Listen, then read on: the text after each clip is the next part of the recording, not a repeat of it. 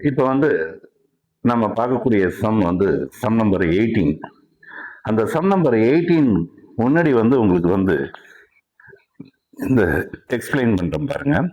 Admission of A partner, அதாவது new பார்ட்னரை நம்ம admission போட போகிறோம். அப்போ நியூ பார்ட்னர் நம்ம அட்மிஷன் போடும்போது அவருக்கு என்னென்ன அமௌண்ட் கொண்டு வரணும்னா, கேபிட்டல் அமௌண்ட்டும் கொண்டு வரணும் அண்டு குட்வில் அமௌண்ட்டும் கொண்டு வரணும். சரி, கேபிட்டல் அமௌண்ட்னா வந்து சார் வந்து அவர் கொண்டு வரக்கூடிய முதல் தொகை, பிஸ்னஸ்க்கு அவர் கொடுக்க வேண்டிய முதல் தொகை. அது என்ன சார் வந்து குட்வில்லும் கொண்டு வரணும்னு சொல்றீங்க?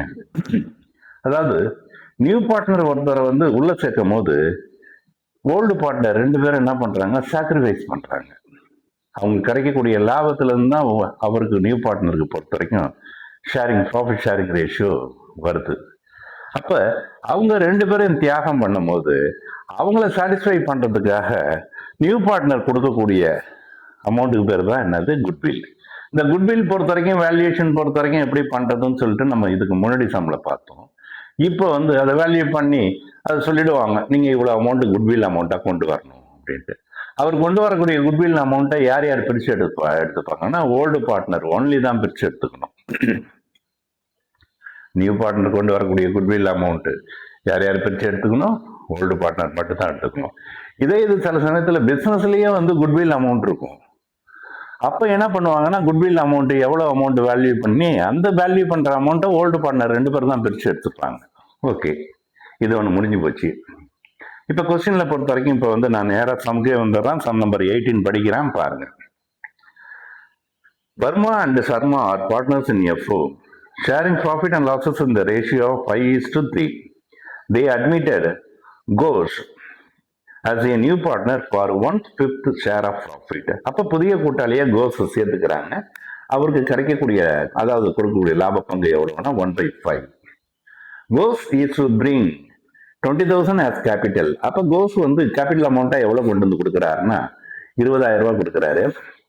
அதே மாதிரி குட்வில் அமௌண்ட்டா எவ்வளவு கொண்டு வராருன்னா 4,000 ரூபாய் கொடுக்குறாரு. அதாவது ₹4,000 as a share of goodwill premium. Goodwill premium. அப்ப அவர் கொண்டு வரக்கூடிய அந்த குட்வில்க்கு பேர் வந்து என்னன்னா premium of goodwill. Give the journal entries தான் முக்கியமான ஒன்று. ஜேர்னல் என்ட்ரிஸ் கேட்டிருக்காங்க. ஜேர்னல் என்ட்ரிஸ் பொறுத்த வரைக்கும் பார்த்தீங்கன்னா ஒவ்வொரு இதுக்கும், ஒவ்வொரு கேஸுக்கும் பொறுத்த வரைக்கும் பார்த்தீங்கன்னா குறைச்சலா 2 என்ட்ரிஸ் வரும், அதிகபட்சமாக பார்த்தீங்கன்னா 3 என்ட்ரிஸ் வரும். நம்ம ஃபர்ஸ்ட் கேஸ் இப்போ பார்க்கும்போது முதல்ல சமானம் தெளிவாக புரிஞ்சுக்கணும்.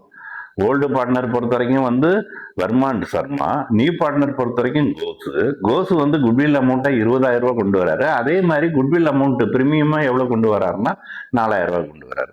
அப்ப ஃபர்ஸ்ட் ஜேர்னல் என்ட்ரிஸ் நம்ம எதை போடணும்னா, அவர் கொண்டு வரக்கூடிய அந்த கேபிட்டல் அமௌண்ட்டுக்கும் அந்த குட்வில் பிரீமியம் அமௌண்ட்டுக்கும் தான் நம்ம என்ட்ரிஸ் போடணும். அப்ப first entries bank account debit to Ghosh capital account to premium for goodwill account.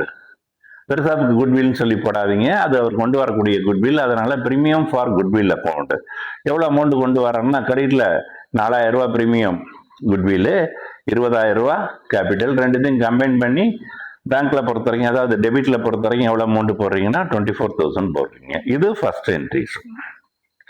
ரெண்டாவது என்ட்ரிஸ், இவர் கொண்டு வரக்கூடிய அந்த பிரீமியம் ஃபார் குட்வில்ல வந்து யாரு பிரிச்சு எடுத்துப்பாங்கன்னா ஓல்டு பார்ட்னர்ஸ் பிரிச்சு எடுத்துப்பாங்க. எந்த ரேஷியோனா ஓல்டு ரேஷியோல.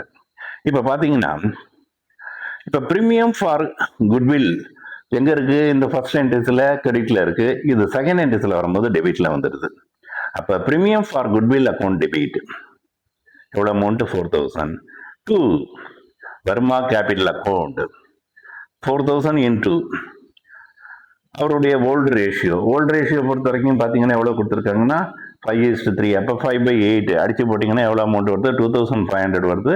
அதே மாதிரி சர்மாவுக்கு பொறுத்த வரைக்கும் கேபிட்டல் அக்கௌண்ட்ல வந்து எவ்வளோ வருதுன்னா 1,500. இந்த அடிச்சு போட்டது இந்த கீழே ஒர்க் அவுட் பண்ணி காட்டியிருக்கோம், பாருங்க. அப்போ ஃபர்ஸ்ட் கேஸ் பொறுத்த வரைக்கும் பார்க்கும்போது when the amount of goodwill is retained in the business, இவங்க பிரிச்சுக்கிட்டு இந்த குட்வில் அமௌண்ட் பிஸ்னஸ்லயே இருக்கு, பார்ட்னருங்க எடுத்துட்டு போகல.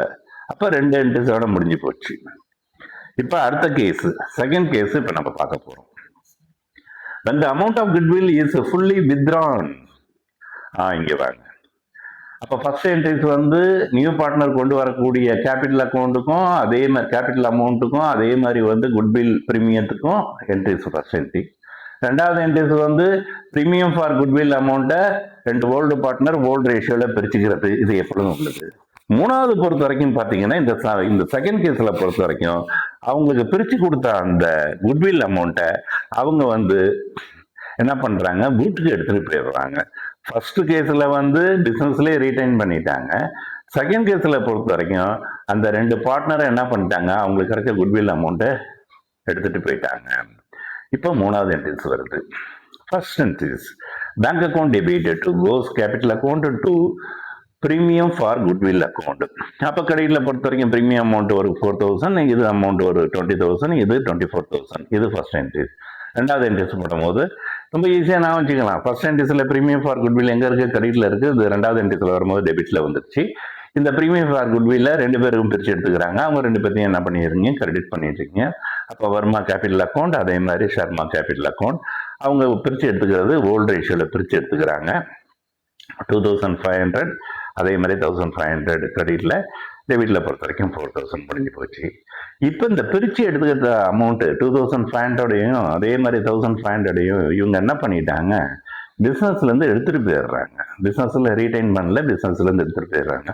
அப்போ வர்மா கேபிட்டல் அக்கௌண்ட் இங்கே பார்த்தீங்கன்னா அதாவது ரெண்டாவது என்ட்ரிஸில் வர்மா கேபிட்டல் அக்கௌண்ட்டும் அதே மாதிரி ஷர்மா கேபிட்டல் அக்கௌண்ட்டும் எங்கே இருக்குது, கிரெடிட்டில் இருக்குது. இது ரெண்டும் அடுத்த என்ட்ரிஸில் வரும்போது எங்கே வந்துடுது, டெபிட்டில் வந்துடுது. அப்போ வர்மா கேபிட்டல் அக்கௌண்ட் டெபிட், அதே மாதிரி Sharma capital account debit to bank account. Amount பொறுத்த வரைக்கும் பார்த்தீங்கன்னா 2,500 யாருக்கு, வர்மாவுக்கும், 1,500 யாருக்கு, ஷர்மாவுக்கும். அவங்க ரெண்டு பேரும் அமௌண்ட்டை வந்து வித்ரா பண்ணி எடுத்துகிட்டு போயிட்டாங்க. எவ்வளோ அமௌண்ட்னா 4,000 பேங்க்கில் போட்டுருவீங்க. இப்போ வந்து நான் வந்து மூணாவது கேஸ் படிக்கிறேன் பாருங்களேன். when 50% of the amount of goodwill is withdrawn. அப்போ வந்து வர்மாவுக்கும் ஷர்மாவுக்கும் நம்ம அந்த ஓல்டு ரேஷியோவில் பிரித்து கொடுத்தோம்னா இந்த ப்ரீமியம் ஃபார் குட்வில் அமௌண்ட்டு இவருக்கு 2,500, அவருக்கு பொறுத்த வரைக்கும் 1,500. அதில் பாதி அமௌண்ட் என்ன பண்ணிடுறாங்க, பிஸ்னஸில் ரீடைன் பண்ணிட்டு ரிமைனிங் இருக்க பாதி அமௌண்ட்டை வந்து அவங்க வீட்டுக்கு எடுத்துகிட்டு போயிடுறாங்க, வித்ரா பண்ணிடுறாங்க.